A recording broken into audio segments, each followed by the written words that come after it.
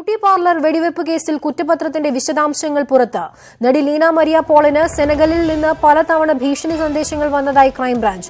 ഇന്റർനെറ്റിൽ നിന്നുൾപ്പെടെ 15ലേറെ ഭീഷണി സന്ദേശങ്ങളെത്തി. Additional CJM സാമ്പത്തിക വിഭാഗം കോടതിയിൽ ക്രൈംബ്രാഞ്ച് സമർപ്പിച്ച കുറ്റപത്രത്തിലാണ് ഈ വിവരങ്ങളുള്ളത്. പ്രതി രവി പൂജാരി പിടിയിലായത് സെനഗലിൽ നിന്നായിരുന്നു. വിവരങ്ങളുമായി കൊച്ചിയിൽ നിന്നും വിജി വിനിത ചേരുകയാണ്. വിനിത, ഈ കുറ്റപത്രത്തിൽ പറയുന്നത് എന്താണ്?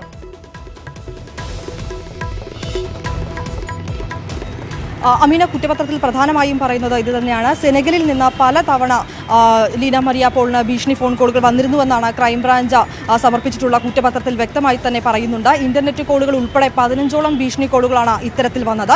നവംബർ 4 മുതൽ ഡിസംബർ 17 വരെയാണ് ഇത്തരത്തിലുള്ള ഭീഷണി സന്ദേശങ്ങൾ വന്നത്. ഇതിൽ പല ഫോൺ കോളുകളും പല തവണയായി വന്ന ഫോൺ കോളുകളും സെനഗലിൽ നിന്നാണെന്ന് ക്രൈംബ്രാഞ്ച് സ്ഥിരീകരിക്കുകയുണ്ടായി. ഇതേ തുടർന്നാണ് കുറ്റപത്രത്തിലും ഇത് സംബന്ധിച്ച വിവരങ്ങൾ സമർപ്പിച്ചിട്ടുണ്ടായിരുന്നത്. അഡീഷണൽ സിജെഎം സാമ്പത്തിക വിഭാഗം കോടതിയിൽ സമർപ്പിച്ച കുറ്റപത്രത്തിലെ വിവരങ്ങളാണ് ഇപ്പോൾ നമുക്ക് ലഭിച്ചിരിക്കുന്നത്.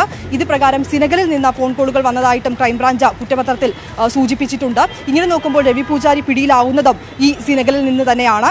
ഈ കുറ്റപത്രത്തിലെ ഈ ഒരു മുൻനിർത്തി നോക്കുമ്പോൾ ഇപ്പോൾ സെനഗലിൽ നിന്ന് എത്തിയിരിക്കുന്ന പല തവണ ഫോൺ കോളുകൾ വന്നിരുന്നു എന്ന് കുറ്റപത്രത്തിൽ വിശദമായി തന്നെ പറയുന്നുണ്ട്. ഇതൊക്കെ തന്നെ രവി പൂജാരിയിലേക്ക് തന്നെ വളരെ വ്യക്തമായി തന്നെ വിരൽ ചൂണ്ടുന്ന ഒരു സാഹചര്യം തന്നെയാണ് നിലവിലുള്ളത്. നവംബർ 4 മുതൽ ഡിസംബർ 17 വരെയാണ് ഇത്തരത്തിലുള്ള ഫോൺ കോളുകൾ ഭീഷണി സന്ദേശങ്ങൾ വന്നത്.